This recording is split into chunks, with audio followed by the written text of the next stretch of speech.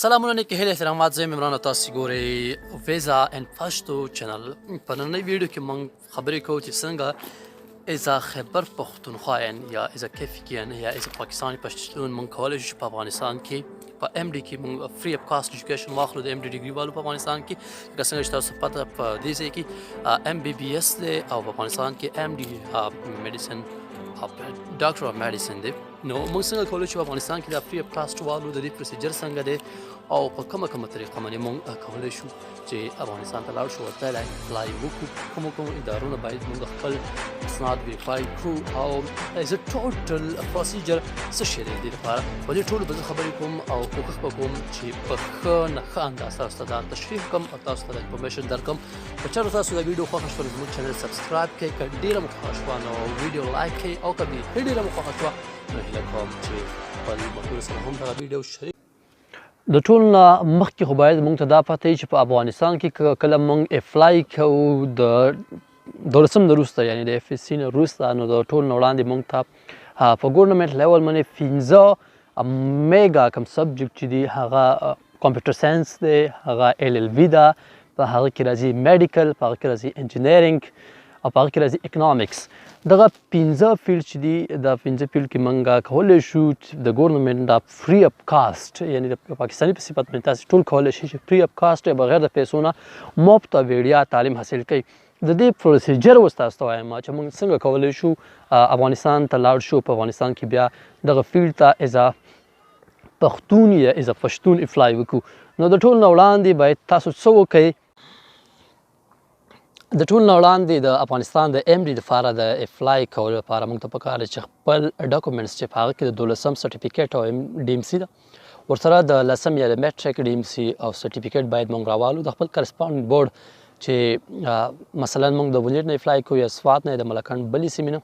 او د هغه د سوات بورډ سره ریلیټډ دي موږ باید خپل دغه ډاکومنټس چې څلور ډاکومنټس دي په هغه کې ډي ام سیز دي او سرټیفیکیټس دي دا باید موږ خپل بورډ ته ووسو او هغه ځای نه باید موږ ویریفای کړو. کله چې دا موږ ویریفای کړو بیا دویم سټپ دا دی چې موږ باید اسلام آباد ته لاړ شو. په اسلام آباد کې موږ د آی بي سی سی آفس ته لاړ شو او د هغه ځای نه هم د خپل ډاکومنټس چې دي دا ویریفای کړو. کله چې دا ویریفیکیشن وشو نو موږ ته بیا پکار دی چې په اسلام آباد کې د فارن آفس نه یا د بهرنۍ چارو دفتر نه چې پاکستان دفتر دی د هغه نه باید خپل ډاکومنټس موږ ویریفای کړو. کله چې هلته هم ویریفیکیشن وشو بیا موږ ته بل سټپ چې دی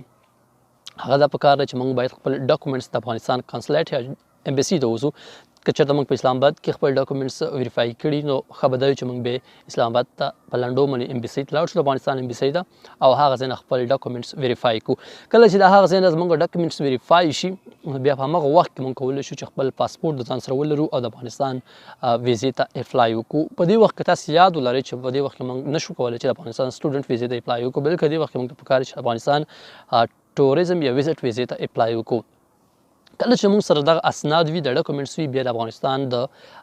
ویزې افیسر موږ ته یعنې تاسې ته څوک چې اپلای کوي ویزه په اسانۍ سره ورکوي ځکه هغه ته دا پته لګي دا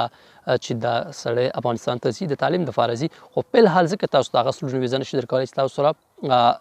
کنفرمیشن اف انرولمنټ نشته یعنې تاسې په یو یونیورسټي یا یوني کې اډمیشن لا نه دی کړی. کله چې تاسو اډمیشن وکړئ هغه نه وروسته تاسو حق لرئ چې د افغانستان سټوډنټ ویزې ته اپلای وکړئ چې هغه بیا ستاسو د سټډي اف ډیوریشن یا ډیوریشن اف سټډي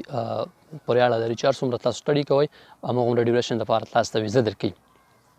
اوس دا سټپ خو موږ ختم کړو، موږ د افغانستان ویزه واخیسته. د دې نه وروسته موږ ته پکار دی چې موږ د افغانستان فلایټ ډایرکټ وکړو. که موږ په تورخم ځو، که موږ په سپین بولدک ځو، که په هره لار موږ ځو موږ باید لاړ شو افغانستان ته او که وایي ځو لاخرې کابل ته باید موږ لاړ شو. په کابل کې که تاسو چېرته خپل هسې ملګری لرئ، دوست لرئ، اشنا لرئ تاسو کولی شئ د هغه ځان سره ملګری کړئ. د افغانستان د منسټري اف ټرایبل افیرز یا د موږ چې په پښتو کې وایو د قبایلو وزارت ته باید تاسې د افغانستان لاړ شئ. خو د دې نه مخکې بښنه غواړم، معافي غواړم، د دې نه مخکې چې تاسو هغه وزارت ته لاړ شئ تاسو ته پکار دی چې د افغانستان منسټري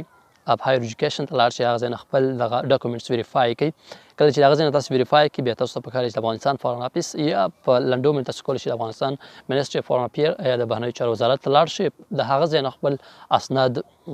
ویریفای کړئ. کله چې د هغه دوو ځایونو نه هم اسناد ویریفای شو بیا د خپل ملګري سره یا هم تاسو کولی شئ چې یوازې لاړ شئ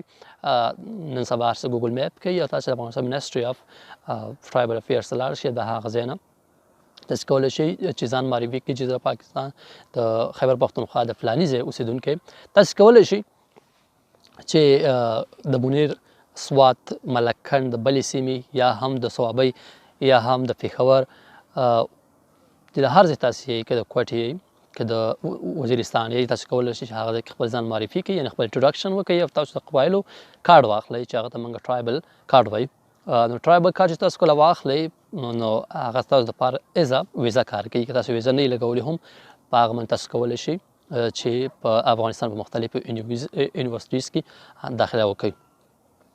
خو د افغانستان په مختلفو یونیز کې تاسو کولی شئ چې د ټول نه مخکې ټیسټ ته ځان پریفیر کړئ دا ټیسټ څنګه دی ټیسټ زیاتره ډیپینډنټ ان میټمیټکس دی یعنې تاسو میټمیټکس یاد وي میټمیټکس کې تکړه یې تاسو کولی شئ دا ټیسټ ډېر په اسانۍ باندې پاس کړئ ټیسټ داسې شکل کې دی داسې سټرکچر دی داسې پیټرن دی چې تاسو ټیسټ کې 40 یا 40 یا هم 40 ام سی کیوز تاسو درکول کېږي یا خالي ځایونه چې ورته موږ وایو دغه 40 ام سی کیوز کې تاسو باید کم نه کم 10 یا 28 پورې صحیح وکړئ کله چې دا تاسو صحیح وکړئ د دې نه زما دا هدف نه دی چې تاسو کله 28 وکړئ نو تاسو ډایرکټ ام ډي ته لاړئ بلکې دغه 15 کوم ډپارټمنټ چې تاسو ما وښوده یا 15 سبجیکټس چې په هغه کې موږ لا ده چې ال ال بي ده ورسره دویم اکنامکس دی دریم کمپیوټر ساینس دی څلورم انجینرینګ او پنځم موږ ته میډیکل یا ام ډي ده نو تاسو بیا د نمبرو او د خپل میرټ په بنیاد باندې ډیفرنٹ سبجیکټ یا ډیفرنٹ ډپارټمنټ ته سلیکټ کیږي کله چې تاسو هلته لاړئ د قبایلو چارو وزارت او تاسو ته کله کارډ درکړو تاسو په هغه ځای کې بیا پوښتنه کولی شئ چې زه څنګه د افغانستان د مختلفو یونیورسټیو ته ایز قبایلي یا ایز ټرایبل مین اپلای وکړم نو تاسو بیا تللی شئ هلته مختلفو یونیورسټیانو ته اپلای کولی شئ د افغانستان د منسټري اف هایر ایجوکیشن کې کله چې تاسو هلته اپلای وکړئ نو تاسو ته به یو سپیسیفیک ډیټ درکړي چې په دې ډیټ باندې تاسې ټیسټ ته حاضر شئ او ټیسټ لکه څنګه چې ما مخکې یادونه وکړه 40 ام سی کیوز دي او دا 40 ام سی کیوز باید تاسې ډک کړئ که تاسو چېرته په 40 ام سی کیوز کې مثلا 90% مارکس واخیستل تاسې ډایرکټ اټومیټیکلی شاید په ټاپ 10 کې راشئ په ټاپ 10 کسان چې دي هغه ډایرکټ هغه ته سلیکټ کیږي د یونیورسټي اف ننګرهار یا د ننګرهار پروینس چې موږ ورته جلال آباد وي د پېښور سره نږدې د پېښور غرور ولایت په دې کې تاسې د ننګرهار په پوهنتون کې ننګرهار په یونیورسټي کې د ام ډي درس ویلی شي چې په هغه کې ستاسې د هاسټل فیس ستاسې د تللو راتللو فیس او ستاسې هلته د اوسېدلو فیس او سبجیکټ وایز چې فیس دی ټول مفتي او ویډیایي که تاسو بیا په نمبرو کې په میرټ کې کم راځئ نو تاسو داسې د میرټ په سر باندې تاسو نور ولایتونو ته شپ کوئ مثال تاسو په ټاپ 10 کې رانغلی په ټاپ 20 کې راغلی شئ تاسې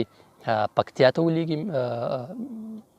میډیکل ته ام ډي ته یا تاسو کېدای شي مزار شریف ته ولیږي چې مزار شریف یونیورسټي هم د ننګرهار نه وروسته ټاپ یونیورسټیز پر میډیکل دي د هغه نه وروسته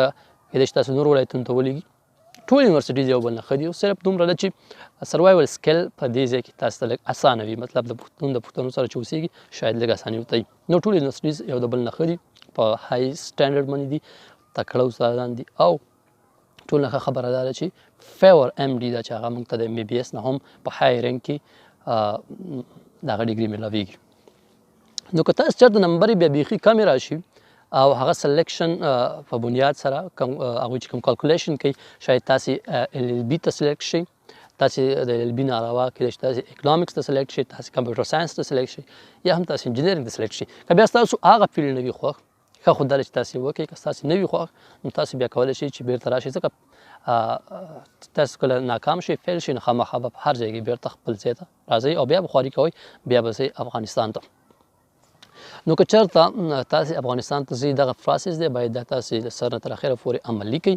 او په دې د عمل کولو سره زه 100% یقیني یم چې تاسو په افغانستان کې فری ام ډي